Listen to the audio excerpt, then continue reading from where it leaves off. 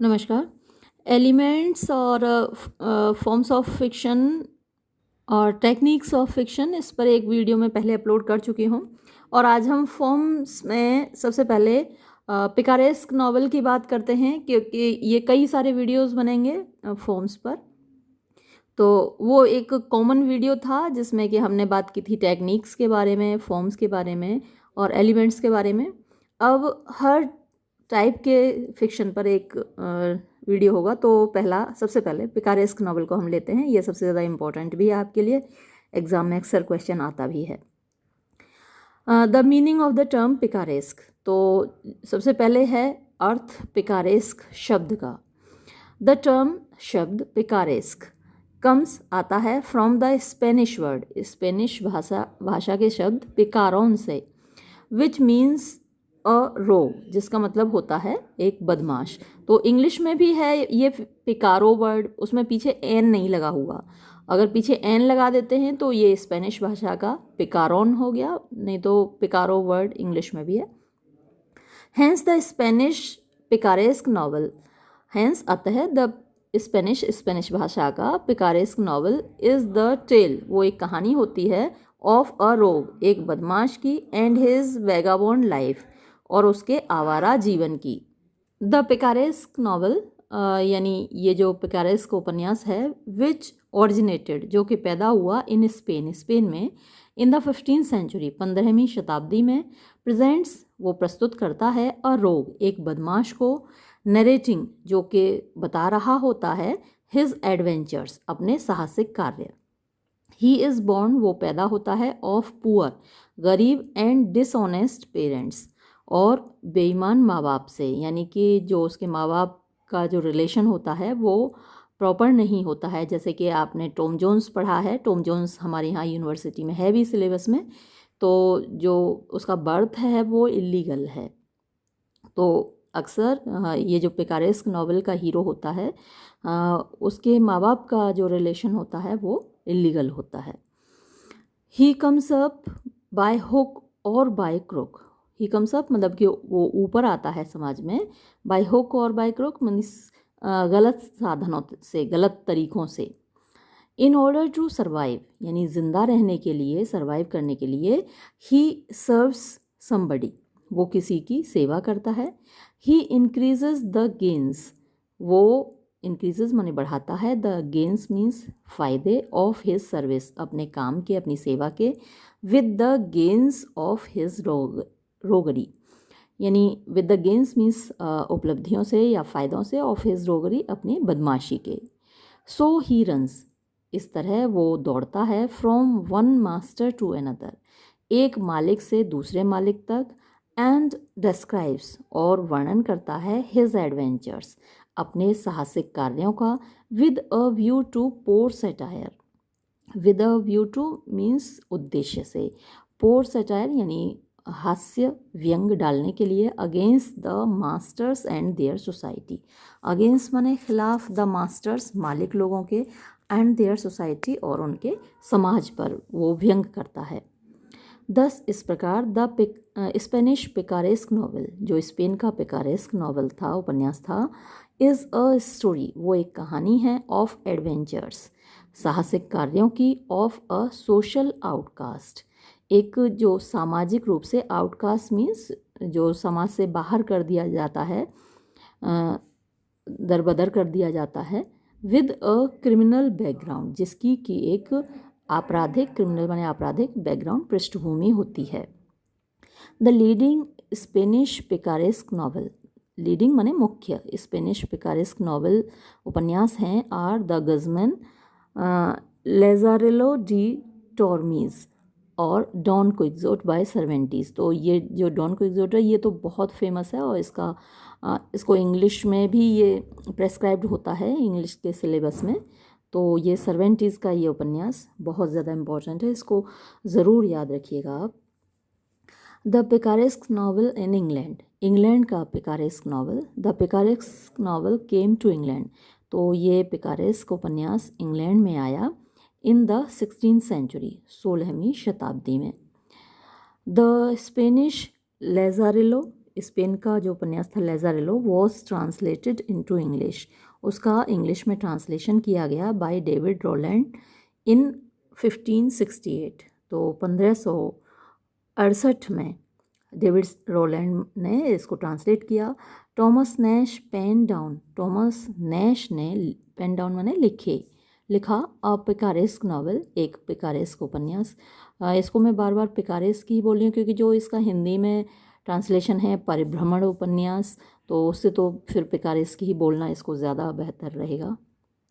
Imitation of लेज़ारेलो, यानी Thomas Nashe ने imitation करते हुए, नकल करते हुए लेज़ारेलो की एक उपन्यास लिखा एंड नेम्ड इट, और इसको नाम दिया the unfortunate traveller. Unfortunate traveller नाम से उसने लिखा है टॉमस नैश का, आप इसको याद रखिएगा। और the story of Jack Wilton, या फिर इसका जो दूसरा टाइटल है, इसी बुक का दूसरा नाम है the story of Jack Wilton. तो ये कुछ इम्पोर्टेंट नाम हैं जो आपको याद रखने हैं, अक्सर ये एग्ज़ाम में पूछ लिए जाते हैं, कॉम्पिटिशन्स में भी पूछ लिए जाते हैं। This novel is a comic travel book, ये जो नावल है, ये जो उपन्यास है, वो एक कॉमिक यानी कि हास्य से भरी हुई ट्रैवल बुक है, यात्रा वृतांत है। और अब देखते हैं the picaresque novel in the 18th century, यानी पिकारेस्क नावल जो कि 18वीं शताब्दी में लिखा गया। ये सबसे ज़्यादा पॉपुलर हुआ 18th सेंचुरी में, और टॉम जोन्स जो आप पढ़ रहे हैं वो हेनरी फील्डिंग ने 18th सेंचुरी में ही लिखा है। और जहाँ तक मुझे मालूम है, मैं आपको 4 व्हील्स ऑफ इंग्लिश नावल बता चुकी हूँ, वो 18th सेंचुरी के ही हैं दोनों, चारों जो व्हील्स हैं, 4 राइटर हैं।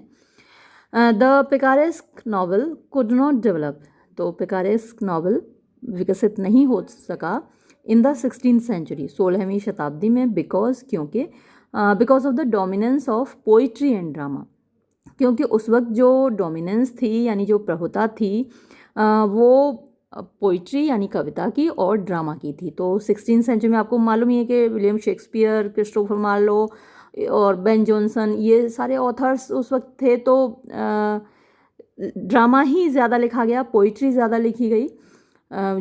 तो ये जो नावल है वो ज़्यादा विकसित नहीं हो पाया।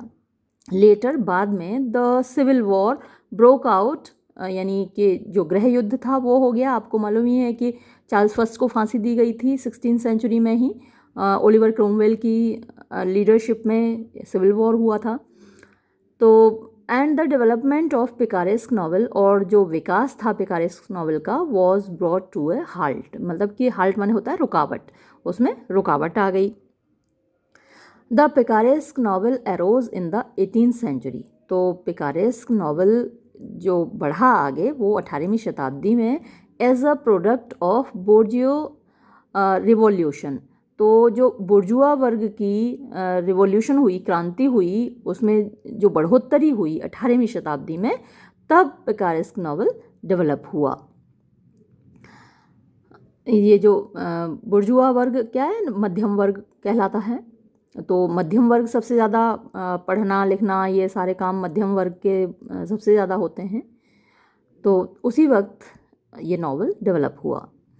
इन द 18th सेंचुरी, 18वीं शताब्दी में, द पिकारो वॉज अ मैन, पिकारो एक ऐसा आदमी था, रिजेक्टेड, जिसको कि तिरस्कृत कर दिया गया, बाय द फ्यूडल सोसाइटी, सामंतवादी समाज के द्वारा, एंड इट्स मॉरलिटी, और उसकी नैतिकता के द्वारा। क्योंकि आपको पता ही है कि ये जो पिकारो हुआ करता था, ऐसे माँ बाप से पैदा होता था जिनकी शादी नहीं हुई थी, तो जो उस वक्त की मॉरलिटी थी, आज भी उनको स्वीकार नहीं किया जाता ऐसे बच्चों को।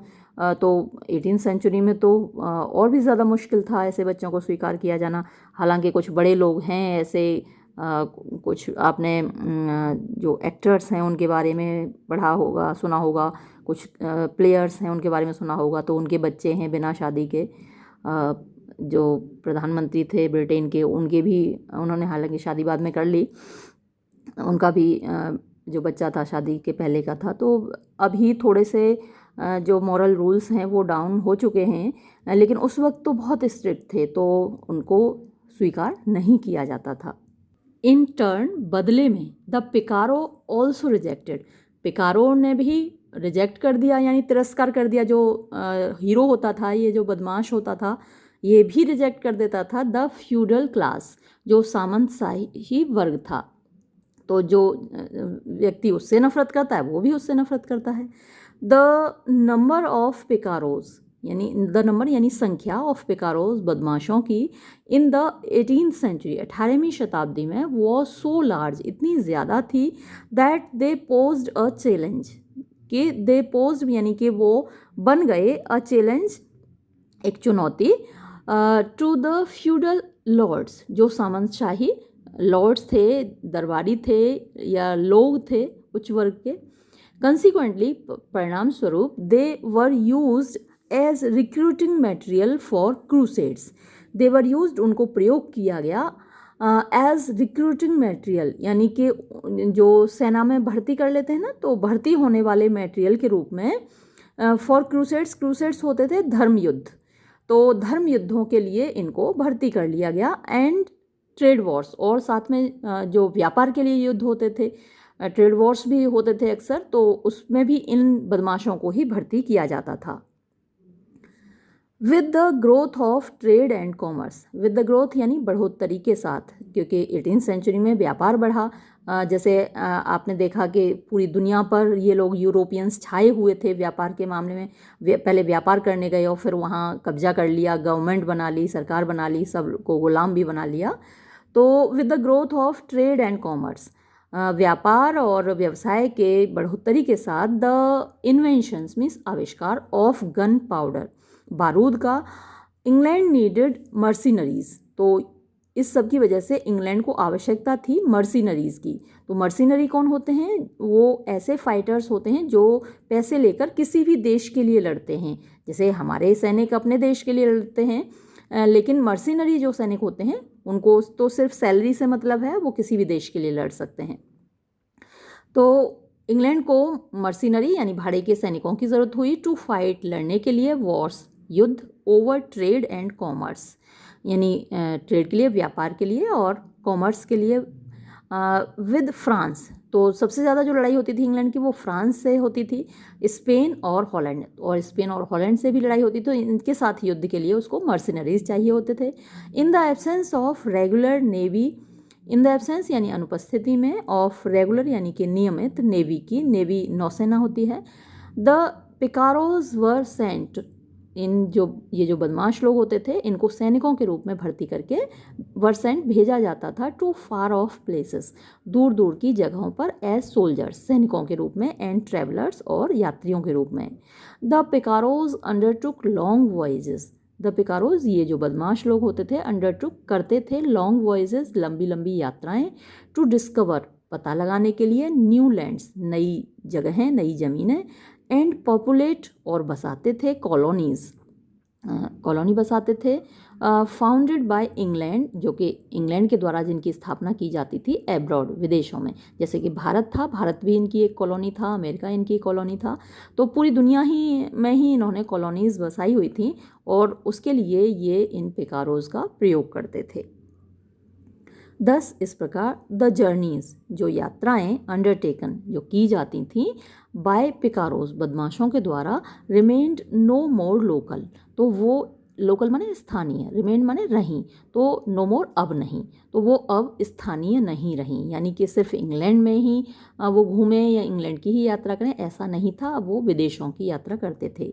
दे रेदर बिकेम नेशनल, वो मतलब नेशनल बने, कंटिनेंटल, कंटिनेंट आपको पता ही है महाद्वीप को बोलते हैं, तो वो महाद्वीप के बने, एंड इंटरकंटिनेंटल मीन्स एक महाद्वीप से दूसरे महाद्वीप तक भी गए, यानी कि इंग्लैंड पहले वो नेशनल बने, पूरे इंग्लैंड में घूमे, फिर कंटिनेंटल यानी कि पूरे यूरोप में घूमे, यूरोप इनका कंटिनेंट हुआ महाद्वीप, और इंटरकंटिनेंटल मतलब कि यूरोप के अलावा दूसरे कंटिनेंट्स में गए तो इंटरकंटिनेंटल हो गए, यानी कि अंतर महाद्वीपीय हो गए।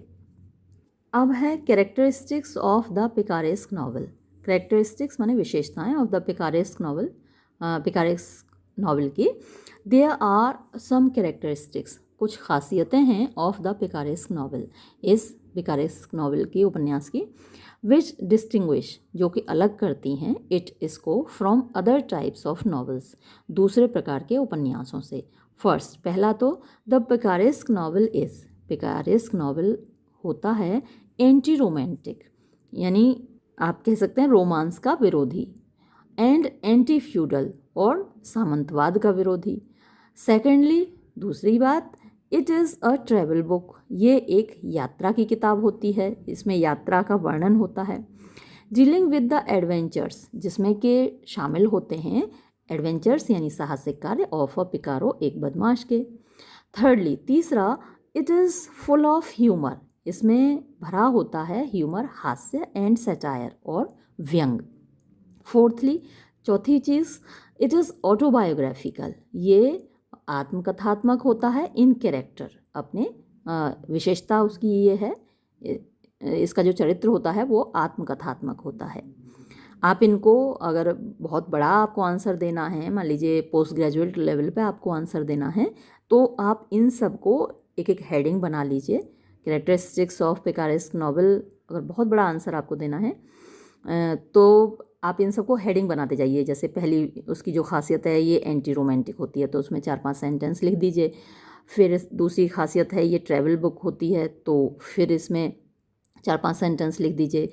तीसरी खासियत है उसमें ह्यूमर एंड सटायर होता है, फिर इसमें 4-5 सेंटेंस लिख दीजिए। और अगर हो सके तो जैसे आपने कोई पिकारेस्क नॉवल पढ़ा है, खासकर टॉम जोन्स हमारे यहाँ प्रेस्क्राइब्ड होता है, तो अगर टॉम जोन्स आपने पढ़ा हुआ है तो उसकी कुछ लाइंस, कुछ एग्जाम्पल्स आप उसमें से यहाँ पर कोट कर सकते हैं।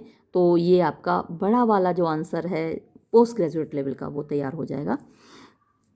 फिर चौथा है, जैसे इसमें ऑटोबायोग्राफिकल एलिमेंट होता है, तो इसको भी आप एक अलग हेडिंग बना के 4-5 सेंटेंस उसमें जोड़ दीजिए।